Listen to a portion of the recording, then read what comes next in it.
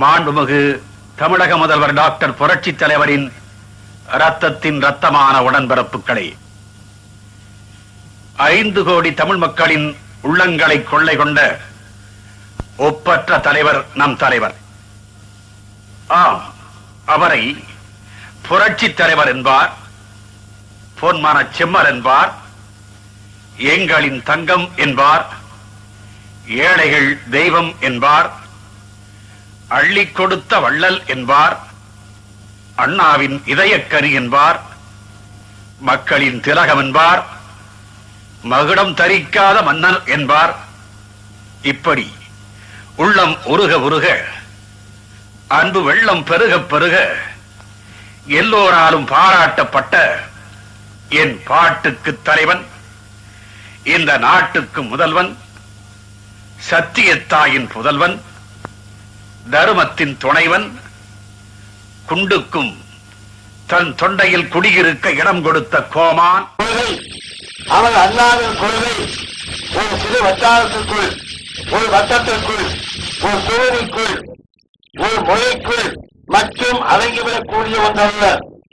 மனித சமுதாயத்திற்கு, மனித இனத்திற்கு மறுவாழ்வு தரக்கூடிய வகையில் ஜனநாயக மரபையும் மக்களாட்சி தத்துவத்தின் தன்மையையும் அடிப்படையாக கொண்டு சமதர்ம சமுதாயத்தை ஏற்படுத்துவதற்கு, அந்த சமதர்மம் வேதமற்ற சமூக அடிப்படையை கொண்டதாகவும், அந்த சமதர்மம் சமத்துவத்தின் தன்மை எடுத்துக்காட்டுவதாகவும் அமைவதற்கு அண்ணாவர் தந்த கொள்கையை மனித இனம் முழுமைக்கும் சொந்தமாகும் என்பதை இந்த நேரத்தை இங்கே நான் தேவைப்பட கூறிக்கொள்ள கடமைப்பட்டவனாக இருக்கின்றேன். பத்திரிகை நண்பர்கள் இங்கே வந்திருக்கக்கூடும், பல பேர் வந்திருப்பார்கள் என்று கூட நான் எண்ணுகின்றேன். ஆகவே அவரை தெளிவாக சொல்கின்றேன். அண்ணாவுடைய கொள்கை ஒரு துணைக்கட்டத்திற்கு மட்டும் சொந்தமல்ல.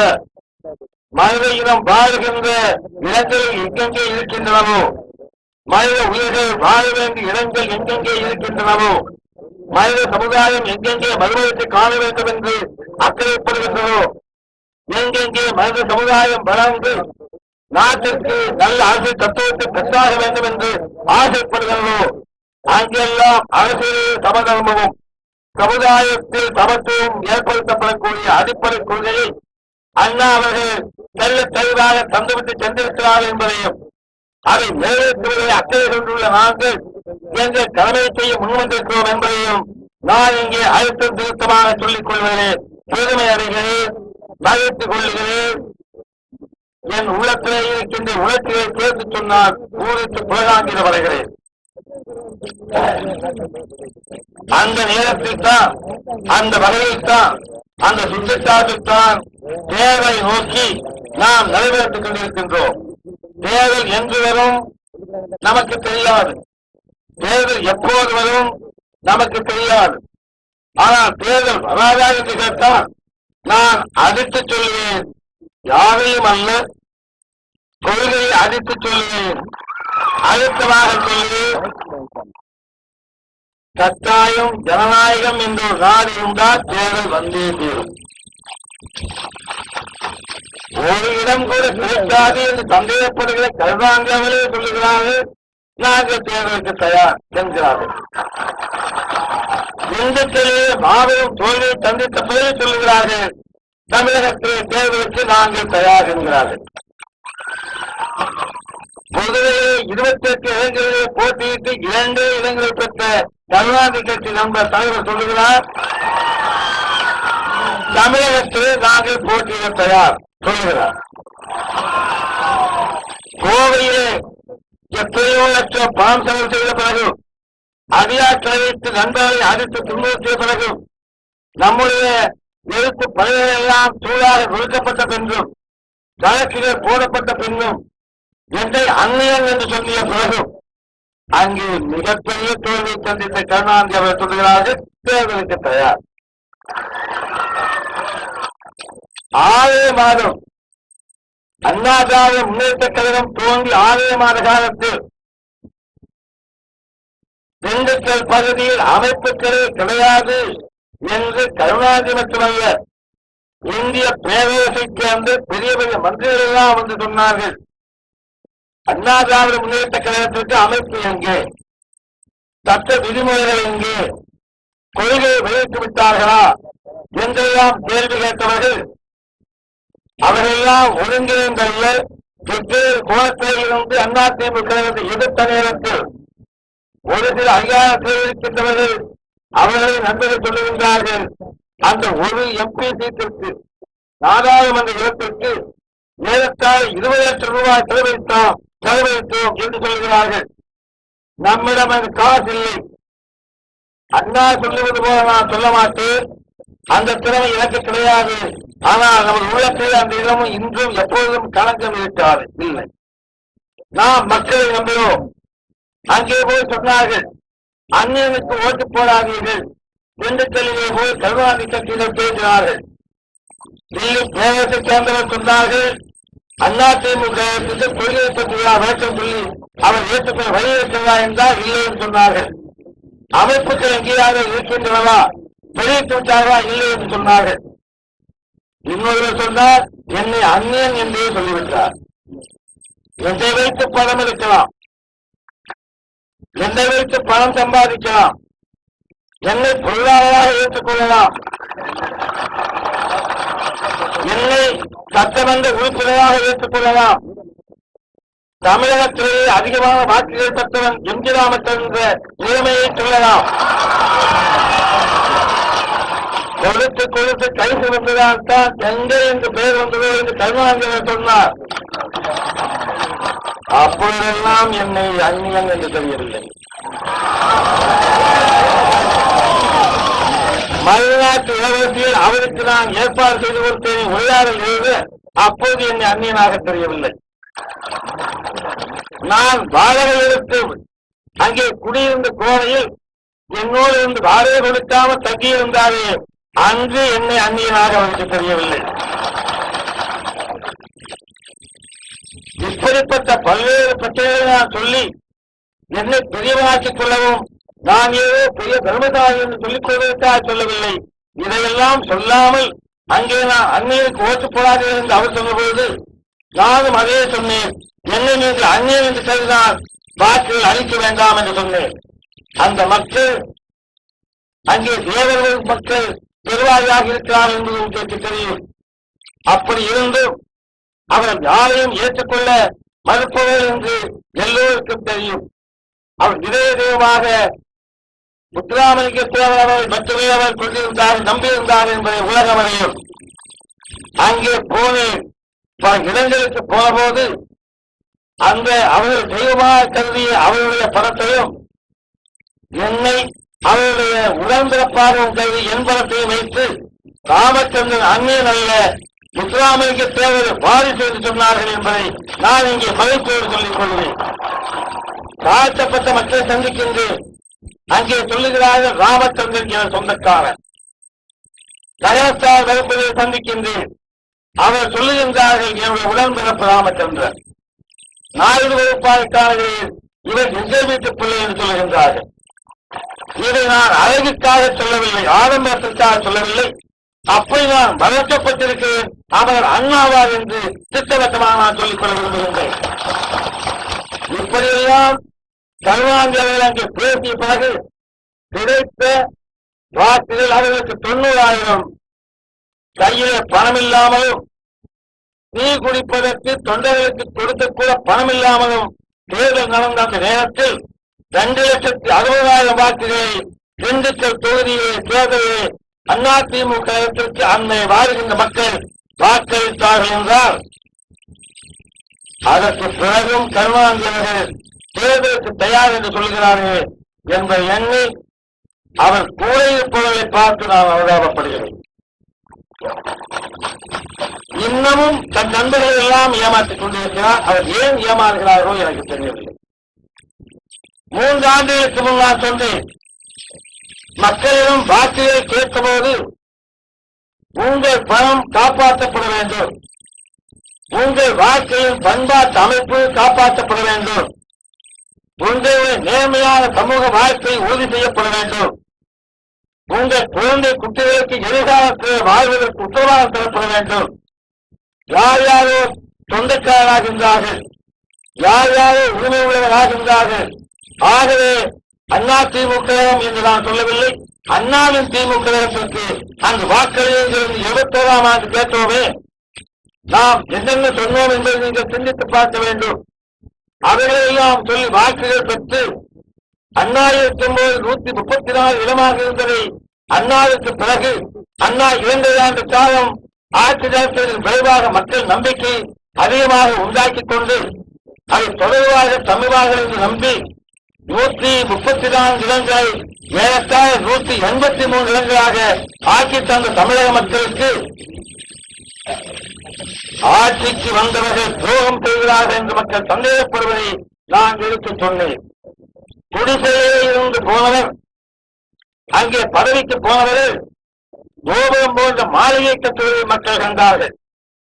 அவர்களுக்கு சந்தேகம் வந்தது, இவர்களுக்கு வேலையும் இல்லை, வியாபார நோக்கம் இல்லை, வியாபாரமும் இல்லை, இப்படிப்பட்ட லட்சக்கணக்கான சொத்துக்கள் எங்கிருந்து இவர்களுக்கு கிடைத்தன, எப்படி கிடைத்தது என்று அவர் கேட்டார்கள். நான் மன்னார்குடியிலே பேசிய பிறகு கடைசியை சொன்னேன். மன்னார்குடி பொதுக்கூட்டத்துக்கு போகும்போது நண்பர் சொன்னார்கள், இங்கே பார்த்தீர்களா, இவர் உயரமான விலை வைத்திருக்கின்ற இந்த பெரிய தோட்டத்தை ஒருவர் விலைக்கு வாங்கியிருக்கின்றார், அந்த கட்சியை சேர்ந்தவர் என்று சொன்னார்கள். நான் அதை பகிரங்கமாக சொன்னேன். இதை மக்கள் பார்க்கவில்லையா? இது மக்களுக்கு தெரியாதா? ஒருவேளை மண்ணையிலே நடப்பது சென்னையிலே தெரியாமல் இருக்கலாம், ஆனால் மண்ணையிலே இருக்கிற மக்களுக்கு கூட தெரியாமல் அவ்வளவு மண்ணாங்கத்திலாக மக்கள் இருக்கின்றார்கள். நிச்சயமாக இல்லை. உணர்ச்சி உள்ளவர்கள், உணர்வுள்ளவர்கள், சன்மானம் உள்ளவர்கள், விவரம் தெரிந்தவர்கள் அதை உணர்கின்றார்கள், அதை புரிந்து கொள்கின்றார்கள். அவர் கேட்கிறார்கள், இங்கு எப்படி கேட்கப் போகிறார்கள் என்ற நிலைமை வேறு. அங்கு கேட்டார்கள், ஏது இவர்களுக்கு சொத்து, உடன்பிறந்தவர்களுக்கு ஏது சொத்து, மனைவி மக்களுக்கு ஏது சொத்து, எங்கிருந்து வந்தது என்று கேட்டார்கள். அந்த கேள்விகளை நான் திரும்ப கேட்டேன். நண்பர்களே, அண்ணாவர்கள் நம்மிடம் இந்த கட்சியை ஒப்படைத்துவிட்டு சென்றது நம்மை பணக்காரர்கள் ஆக்கிக் கொள்வதற்காக அல்ல, லட்சாதிபதிகளாக ஆக்கிக் கொள்வதற்காக அல்ல, கோடீஸ்வரராக நம்மை பிரபல்யமறை செய்வதற்கு வாழ்க்கை ஒழுங்குபடுத்திக் கொள்வதற்குமாக அல்ல. ஆகவே தயவு செய்து அப்படி யாராவது அண்ணாவினுடைய கொள்கைக்கு விரோதமாக அண்ணாவினுடைய திமுக செயல்படுவார்களானால் அதை குழுவத்தில் வைத்து விசாரித்து அப்படிப்பட்ட ஒரு சொத்துக்களை மீண்டும் மக்களுக்கு கிடைக்கும்படி செய்து கட்சியில் அவரை நீக்க வேண்டும். இப்படி ஒரு வேண்டுகோள் திரும்ப சொல்லி கேட்காததால் 8ஆம் தேதி அன்று பொது மேடையிலே நான் சொன்னேன். 8ஆம் தேதி என்று சொல்லிய பிறகு உடனடியாக 10ஆம் தேதி என்று என்னை கட்சியிலிருந்து தூக்கியிருந்தார்கள். அந்த 10ஆம் தேதி என்று திராவிட முன்னேற்ற கழக அலுவலகத்துக்கு சென்று தொழிலாளராகிய நான் கலெக்டரை சீர்படுத்தி பார்ப்பதற்காக வருகிறேன் என்று கருதுவாயிலாக எழுதியிருந்தேன். நான் அங்கே போவதற்கு தயாராக இருந்த நேரத்தில் 10 நண்பர் சொன்னார்கள், உங்களை கட்சியிலே இருந்து தூக்கி எறிந்து விட்டார்களாமே, உங்களை வெளியேற்றி விட்டார்களாமே சொன்னார்கள். நான் கவலைப்படவில்லை, உண்மையிலேயே மகிழ்ச்சியடைந்தேன். அண்ணாவின் தொழிலை சொல்லுவதற்காக அண்ணாவுக்கு சொந்தமாக இருந்த ஒரு கட்சி யாருக்கோ தனித்த சொத்தாக மாறி, குடும்ப சொத்தாக மாறி அவர் வாழ்வதற்காக பயன்படுத்துகின்ற நேரத்தில் என்னை தூக்கி எறிந்து விட்டார் என்றால் அந்த கொடிய நிலைமையை சூழ்நிலையை இருப்பதை விட மக்கள் மன்றத்தில் நான் அனாதையாக இருந்தால் எனக்கு அது பயனுள்ளதாக இருக்கும், என் மகிழ்ச்சி என்று சுதந்திரத்தோடு இருப்பேன் என்று சொல்லி நான் உண்மையிலேயே பெருமைப்பட்டேன். அங்கு என்னை எதிர்த்தவரை குறிப்பிடத்தக்கவர் மதுரை முத்தண்ணன் அவர்கள். அவரும் சொன்னார், என்னை துரோகி என்று சொன்னார்கள். நான் இந்திரா காந்தியிடம் பேரம் பேசி அண்ணா திமுக என்று தொடங்கி திமுகத்தை பலவீனப்படுத்தி அங்கே இருக்கிற நண்பர்களை நம்ப வைத்து கூட்டி வந்து உறுப்பினராக்கி அதற்கு பிறகு கட்சியையே நான் கலைத்து இந்திரா காந்தியினுடைய கட்சியோடு இணைந்து விடுவேன் என்று கருணாநிதி அவர்கள் சொல்லியிருந்தார்கள். என்னை ஜோதி என்று சொன்னார்கள், யோகி கட்சி என்று சொன்னார்கள். நான் பணிவன்போடு கேட்கிறேன், அங்கு மதுரை முத்தண்ணனும் என்னை ஜோதி என்று சொன்னார். திண்டுக்கல் தேர்தலில் என்னென்ன நடந்தது உங்களுக்கு எல்லாம் தெரியும்.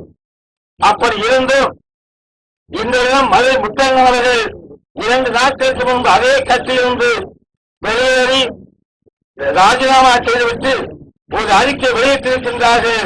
அதை என்ன சொல்லியிருக்கிறார் என்றால், நான் 1922ஆம் ஆண்டு என்ன சொன்னேனோ அதையே மதுரை முத்தரசன் அவர்கள் வேறு தமிழ் வார்த்தைகளில் அதை சொல்லியிருக்கின்றார்கள்.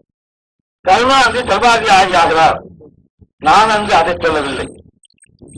நான் விசாரணை கூற வேண்டும் என்றுதான் சொன்னேன். கருணாநிதி எதேச்சாதிகாரியாக ஆகிவிட்டார் மதுரை முத்தரசன் சொல்கிறார்கள். நான் அதை சொல்லவில்லை. மந்திரிப்படி ராஜினாமா செய்ய வேண்டும் என்று நான் சொன்னேன். மதுரை முத்தரசன் சொல்கிறார். கட்சியில் இருந்து கொண்டு நான் அதை சொல்லவில்லை. கட்சியில் இருக்கும் பொழுது மதுரை முத்தரசன் அவர்கள் திண்டுக்கல் தோல்விக்கு பிறகு கருணாநிதிக்கு சொன்னாரா, மக்கள் நம்மை ஏற்றுக்கொள்ளவில்லை, நம்பிக்கை இழந்து விட்டார்கள், ஆகவே நாம் ராஜினாமா செய்ய வேண்டும், மக்கள் நம்பிக்கை பெற வேண்டும் என்று சொன்னாரா? அதன் விளைவாக அவருடைய பதவிக்கு ஆபத்து வந்தது சொல்லுகிறார். அவர் அனாதையாக்கப்பட்ட சூழலை உருவாக்கிறார்கள் சொல்லுகிறார். எப்படிப்பட்டவர்? எத்தனையோ ஆண்டு ஐயாவோடு இருந்து அதற்கு பிறகு அண்ணாவோடு அந்த கட்சியை தொடங்கும் போது இருந்து முந்தானால் வரையில் அந்த கட்சியிலே இருந்து கொண்டிருந்து மதுரை மாவட்டத்தில் முத்திருந்தால்தான் திமுக என்ற நிலையை உருவாக்கி ரத்தத்தை சிந்தி வியர்வை சிந்தி ஜெயிலுக்கு போய் அரசியல் சட்டத்தை கொளுத்துவதற்கு துணிந்து சிறைச்சாலைக்கு போய் இப்படி எல்லா வகையிலும் பணியாற்றி கட்சியை வளர்த்த மதுரை முத்தரசன் வெளியே வருகிறார் என்றார். எங்களிடம் நண்பர்கள் வெளியே வந்திருக்கிறார்கள் என்றார். என்ன பொருள்? 3 ஆண்டுகளுக்கு முன்பு நான் சொன்னதை இன்று அவர் சொல்லுகிறார்கள் என்றால் அவர் நம்பி ஏமாந்து போய்விட்டார் என்பதை தவிர வேறு எந்த காரணமும் இருக்க முடியாது. மதுரை முத்தரசன் எந்த கட்சியில் சேரப் போகிறார் நமக்கு தெரியாது. எந்த கட்சி ஏற்றுக்கொள்ளப் போகிறது நமக்கு தெரியாது. அது வேறு விஷயம். ஆனால் ஒன்றை நான் உங்களுக்கு சொல்லுவேன். காலத்தை எண்ணி நாம் காத்திருப்போமானால், நம்முடைய கொள்கையை கடைபிடித்தோமானால், நாம் சரியான பாதையை நடைபோட்டோமானால், எங்கு நமக்கு கஷ்டமாக இருந்தாலும் எதிர்காலத்திலே வெற்றி நமக்குத்தான் என்பதை இந்த பிரச்சனைகள் கண்கூடாக எடுத்துக்காட்டுகின்றன என்பதை இங்கே நான் சொல்ல விரும்புகிறேன். அந்த அடிபட்டு அடிக்க சொன்னவர் கூட முத்தமாக இருக்கலாம், அடிப்பதற்கு ஆளை கொண்டு வந்தவர் அவராக இருக்கலாம். ஆனால் அவரே சொல்லுகிறார், நான் ஏமாந்து விட்டேன், தவறு செய்து விட்டேன், வருந்துகிறேன். இதைவிட அதிமுக என்ன வெற்றி வேண்டும்? எவர் என்னை கொத்துவதற்கு கட்சியெடுத்து வருகிறாரோ அவரே வந்து நான் வந்தது தவறுதான், ஆச்சரியப்பட்டு விட்டேன் என்று சொன்னார். இதைவிட நமது கொள்கைக்கு மிகப்பெரிய வெற்றி இந்த சந்தர்ப்பத்தில் சூழ்நிலையில் வேறு வகையில் இருக்க முடியாத அரசியல் என்பதை நான் இங்கே மெத்த மருத்துவம் சொல்லிக் கொள்ள கடமைப்பட்டவனாக இருக்கின்றேன். நாம் ஆட்சியை கைப்பிடித்து ஆட்சியை அமர்ந்து பணியாற்றி அண்ணாவின் கொள்கையை மீண்டும் அமலுக்கு கொண்டு வர வேண்டும், செயல்படுத்த வேண்டும் என்று சொல்வதில் சிலருக்கு ஆத்திரம் வருகிறது. பதவியாக வந்துவிட்டது என்று சொல்கின்றார்கள். நான் பணிவோடு சொல்லுகிற அந்த கருணாநிதி இருந்தவர்களுக்கு நண்பர்களே, இத்தனை 10,000 50,000 என்று சொன்னாலும் எனக்கு இங்கே சரிவர தெரியவில்லை. பொதுமக்கள் நினைத்துக் கொள்ளுங்கள், இத்தனை ஆயிரக்கணக்கான மக்கள் இங்கே கூடியிருந்து பேச்சு கேட்க துணிவு கொள்கிறார்களே, பொறுத்திருக்கின்றார்களே. நான் இன்னும் முதல் மந்திரி பதவியில் இருக்கிறேன் என்பதற்காக போலீஸை பக்கத்தில் வைத்துக் கொண்டு இழந்திருக்காரே என்று சொல்லி உற்சாக பேசிக் கொண்டிருக்கின்றேன். போலீசாரை பாதுகாப்பதா இந்த கூட்டம் இவர் கட்டுப்பாடாக இருக்கிறது. அவர் வரிவகுத்துக் கொடுக்கின்றார்கள், ஒத்துழைக்கின்றார்கள், இல்லை என்று நான் சொல்லவில்லை.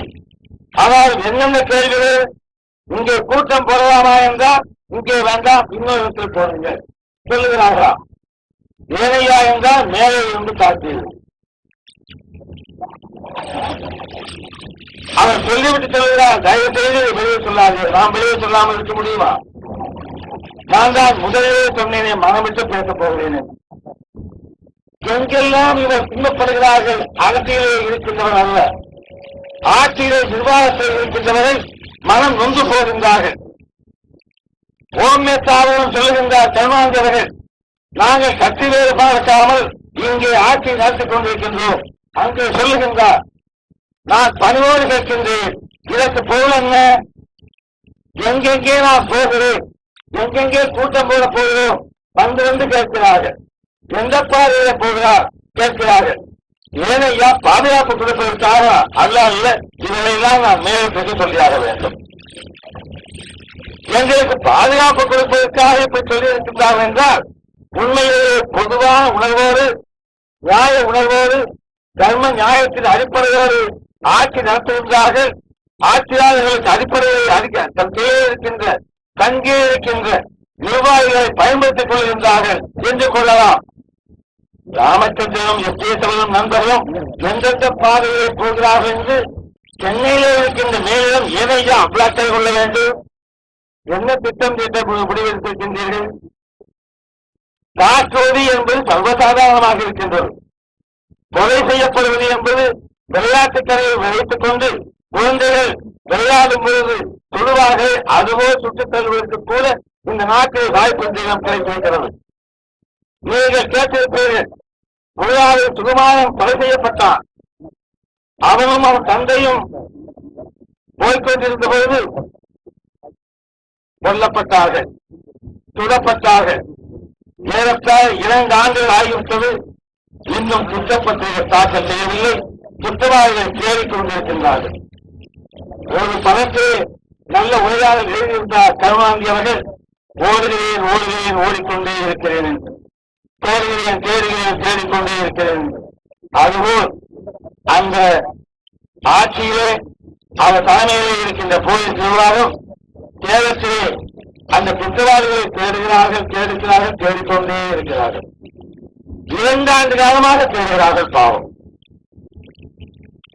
வங்கியிலே கொலை நடந்தது. சென்னையிலே வங்கியிலே பணம் கொள்ளை நடந்தது. அதை ஏறத்தாழ 15 நாட்களுக்குள் கண்டுபிடித்தது தமிழக போலீஸ் நிர்வாகம். அவ்வளவு திறமை வாய்ந்த போலீஸ் நிர்வாகத்தால் உள்ளாவை சுகுமாரனை சுட்டுக் கொண்டவர்களை இன்னமும் கண்டுபிடிக்க முடியவில்லை. குற்றப்பட்டு ஆளுநர் சொன்னார், முன்பு போன ஆண்டு நடந்த ஞாபகம் இருக்கிறது. ஆகவே அப்படிப்பட்ட முடிவுகளை யோசித்து செய்ய வேண்டும். இதுவரையே ஆளுநர் சொன்னதே கிடையாது, கவர்னர் சொன்னதே கிடையாது. சொல்லியிருக்கிறாரா? கவர்னர் சொன்னதெல்லாம் செய்யாது. முதலமைச்சர் அவர்களே, நீங்கள் இப்படி மந்திரி சபையிலே முடிவெடுப்பதாக தெரிகிறது, அது சரியல்ல. நீங்க எழுதிக்காம நடக்குமா? ஏன் வெளியிட்டார்கள்? வெளியிட வேண்டிய அவசியம் வந்துவிட்டது. ஏதோ தவறு நடக்குமோ அது கஷ்டம் ஏற்பட்டிருக்கிறது. தவறு நடவாமல் பார்த்துக்கள் என்று மேலே காட்சியை கவர்மெண்ட் வந்திருக்க வேண்டும். சென்ற ஆண்டு நடந்த ஊழல்கள் அதுபோல் நடக்காமல் பார்த்துக்கள் என்று சொல்லியிருக்க வேண்டும். இல்லாவிட்டால் ஏன் அழிக்க வருகின்றார்கள்? அழிக்க வேண்டிய நிலைமைக்கு நாட்டில் நியமனம் பெற்றுவிட்ட பிறகு ஆளுநர் சொல்லுவார் என்ற அர்த்தமோ, ஆளுநர் ஆட்சி வருகிறது என்ற நம்பிக்கையோ, அது ஜனாதிபதி ஆட்சி வரக்கூடாது சொல்ல வேண்டிய அவசியமோ ஏன் ஏற்பட வேண்டும்? யாருடைய தவறு? தமிழகத்தில் வந்ததே இல்லை. இப்போது நிலைமை இதற்கும் வந்திருந்தா அண்ணா சட்டப்படி இப்படிப்பட்ட சூழ்நிலை தமிழ்நாட்டில் உண்டாகுந்தா? ஆனால் நடந்து கொண்டிருக்கிறது. இங்கே சொன்னார்கள், எத்தனை பேர் தாய்கிறார்கள், எத்தனை பேர் அடிபடுகிறார்கள், ஒரு சூழ்நிலை என்று கேட்டார்கள். நேற்றையும் என்னை வந்து அந்த குடும்பம் பார்த்தது. அந்த தாய் வந்து வந்தார்கள், சகோதரி வந்து வந்தார்கள். அவர் ஏறத்தால் 15-16 வயதுதான் இருக்கு. இன்னொரு குழந்தை வந்திருந்தது. பள்ளிக்கூடத்துக்கு அந்த குழந்தை போக முடியவில்லை. அந்த குழந்தை சொல்லுகிறது, நான் பள்ளிக்கூடத்தில் போவேன். ஒரு 10 வயது இருக்கு. நான் பள்ளிக்கூடத்தில் போகும்போது கத்தி காட்டி பேசுகிறார்கள். என்ன செய்த நாட்டு? அண்ணா இழந்துவிட்டது, தந்தை இழந்துவிட்டது. அதற்கு பிறகு அந்த தந்தையும் அண்ணனையும் கொலை செய்துவிட்டார்கள். 2 ஆண்டுகளுக்கு மேலாக இன்னும் கண்டுபிடிக்கவில்லை. காசி தேர்ந்த வரவில்லை. அதற்கு பிறகு அந்த பெருமை பள்ளிக்கூடத்தில் போகும்போது கத்தை காட்டு மேற்கொண்டார்கள். அந்த பெருமை வீட்டில் இருந்து அறிகிறது. எனக்கு பயமாக இருக்கிறது. பயமாக இருந்து அவர் சொல்லலாம், ஊழலத்தை ஓடிக்கோங்க. இந்த பெருமை நாட்டில் வருகிறது. இந்த ஆட்சியை மக்கள் குறைவுறுத்தார் என்று சொன்னார். என்ன செய்வது? இனி சொல்லாமல் இருக்க முடியுமா? இதை சொல்லுவதற்கு அவசர சட்டம் தலைவர்கள் தவிர்க்கப்படுகிறது என்றால் அடுத்த கட்டம் என்ன? நாங்கள் ஒன்று சொல்ல வேண்டாம். ஆனால் என்ன சொல்வார்கள் மக்கள்? இந்த நிலைமை மத்திய அரசுக்கு தெரிந்தால் அவர் என்ன செய்ய முடியும்? நீ சட்டத்தை ஒழுங்காக செயல்படுத்தவில்லை, ஆகவே சட்டத்தை எங்கேயே எடுத்துக் கொள்கிறேன் சொல்ல மாட்டார்களா? எதற்காக அந்த அதிகாரம் கொடுக்கப்பட்டிருக்கிறது? இப்படி ஒரு ஆட்சி, மாநில ஆட்சி தவறு செய்வதாக அமைந்துவிட்டால் அதை எடுத்துக்கொள்கிற உரிமை ஜனாதிபதிக்கு உண்டு, சட்டம் இருக்கிறது. அதை பயன்படுத்த வேண்டிய அவசியம் இருந்தால் அதற்கு இவர்கள்தான் காரணம் என்ற மத்திய அரசாங்கம் 20 பேர் நடவடிக்கை எடுக்க வேண்டும் என்றால் அவசர சட்டத்தை எடுத்த போதே நடவடிக்கை எடுக்கலாம். இவரை ஏன் பொறுத்திருந்தாக நமக்கு தெரியாது, நாம் சொல்ல வேண்டிய அவசியம் இல்லை. டிஸ்மிஸ் செய்ய வேண்டிய நிலைமை தமிழகத்தில் வல்ல எங்கேயுமே வரக்கூடாது. மக்களால் தேர்ந்தெடுக்கப்பட்டவர்கள் மக்களால் சிறையிறக்கப்பட வேண்டும். அதுதான் அதிமுகவின் கொள்கை. அதற்கு மாறாக நடந்தால் அது குற்றவாளிகள் தான் சொல்ல வேண்டுமே தவிர நாட்டு மக்கள் அல்ல. மக்கள் காத்திருக்கின்றார்கள். காத்திருப்பதன் பிறகுதான் இந்த நிச்சயத்தோடு சொன்ன 1,1000,500 ரூபாய்கள் இன்னும் போகின்றார்கள். இந்த பணம் தனிப்பட்ட முதலாளிகளும் வந்து பெற்ற பணம் அல்ல. 1000 முதலாளிகளுமோ அண்ணாவை சொல்லுவதோ மிச்சாமிராசனமோ பெற்ற பணம் அல்ல. உழைப்பவர்கள், நண்பர்கள், வியாபாரிகள், ஒழுங்காக ஒழுக்கமாக வாழ விரும்புகின்றவர்கள், இந்த கட்சி ஆட்சிக்கு வரட்டும் என்று விருப்பம் கொண்டவர்கள் தருகின்ற அன்பு காணிக்கை அல்ல, அன்பு பரிசாகும். காணிக்கை என்று சொல்ல மாட்டேன், இது பரிசு. நீங்க தொண்டு செய்வீர்களே, இத்தகைய ரத்த காயங்களை பெற்றீர்களே, அதிகாரத்தால் துன்பப்படுத்தப்பட்டீர்களே, இவர்களுக்கெல்லாம் நாங்கள் பரிசாக தருவது இது ஒன்றுதான். அடுத்தது எங்களுடைய வாக்கு அதை அச்சாகமாக வைத்துக் கொள்ளுங்கள் என்று பார்த்துக் கொண்டிருக்கின்றார்கள். ஆகவே அவர்களுக்கெல்லாம் நான் நம்பிக்கையாக தொடங்கப்பட்டிருக்கின்றேன். உங்கள் நம்பிக்கையை நாங்கள் காப்பாற்றுவோம். உங்கள் நம்பிக்கையை நீங்கள் இழக்கும்படியான சூழ்நிலை நாங்கள் உருவாக்க மாட்டோம். அதை காப்பாற்றி எப்படியும் உங்களை கல்வி செய்வதற்கு நாங்கள் சொல்வோம். யாரும் எங்கள் பேச முடியாது, எங்கள் தொழிலை விட்டுக் கொடுக்க மாட்டோம் என்று சொல்லுகின்ற நேரத்தில் இங்கேயும் ஒன்று சொல்ல வேண்டிய மனை நாராயணசாமி அவர்களுக்கோ நண்பர்களுக்கோ சந்தேகம் இருந்தால் அவர் தெளிவாக சொல்கின்றேன். நாங்கள் பெரும்பான்மை இலக்கிற்கு போட்டு போடுவோம். தேவைந்தால் நாங்கள் பெரும்பான்மை இலக்கிற்கு போட்டு போடுவதற்கு ஒத்துக்கொண்டு தோழமை கட்சியாக இருக்க விரும்புகிறோடு நாங்கள் தோழமை கொள்வோம். இல்லாவிட்டால் யார் யார் என்று தோழமை கொள்கின்றார்கள் அவர்கள் மட்டும் தேர்வு கொண்டு பெரும்பான்மை இடத்தை மக்கள் நமக்கு பெறுவதற்கு நாங்கள் பேசுகிறோம் என்பதை மீண்டும் இங்கே வலியுறுத்தி சொல்கின்றேன். இதற்கு யாராக்கால் சந்தேகம் தான் அவர் கொஞ்சம் தெளிவுபடுத்தும் போன்றதாக சொல்கின்றேன். மதுரையே வாய்ப்பேசப்பட்டிருக்கின்றார்களா? திமுகவும் அதிமுகவும் இணைய வேண்டும் என்று வாய்ப்போச்சார். அவர் சொல்லுகிறார், கருணாநிதி கேட்டால் எனக்கு யார் என்றும் தெரியாது, அது எது இருக்க வேண்டும் என்று தெரியாது, எதை பற்றி பேசுவதற்கு நான் தயாராக இல்லை. ஊரை கண்ணை மூடிக்கொண்டால் உலகனே நீண்டு வரும் என்கிறார். அதை போல் கருணாநிதி ஆகிவிட்டிருக்கிறார். செய்ததை செய்வதற்கு குழந்தைகள் இருக்கு சொற்றையும் ஆட்சி வச்சு ஆதரவாகின்ற தன்மைக்கு கருணாநிதி இருக்கிறார். ஆனால் தமிழக மக்கள் அவர் ஏமாறுகின்ற நிலை எப்போதோ இருந்திருக்கலாம், இப்போது கிடையாது என்பதை சொல்லி அதிமுகவும் இனியும் ஏமாறாது, இப்படிப்பட்டவர்கள் மக்கள் ஒப்படைத்தார் என்பதை சொல்லி அண்ணாவுடைய கொள்கை காப்பாற்ற நீங்கள் தந்திருக்கின்ற இந்த ஆட்சிக்கும் ஆதரவுக்கும் நன்றி கூறி அண்ணாவான் வாழ்கின்ற போது விளைவுகிறேன் என்கிறார். பொன்மன சென்னை எம்ஜிஆர் சேனலுக்கு சப்ஸ்கிரைப் பண்ணுங்க, லைக் பண்ணுங்க, ஷேர் பண்ணுங்க, கமெண்ட் பண்ணுங்க. மறக்காம எங்க சேனலை பார்க்க மிஸ் பண்ணாதீங்க.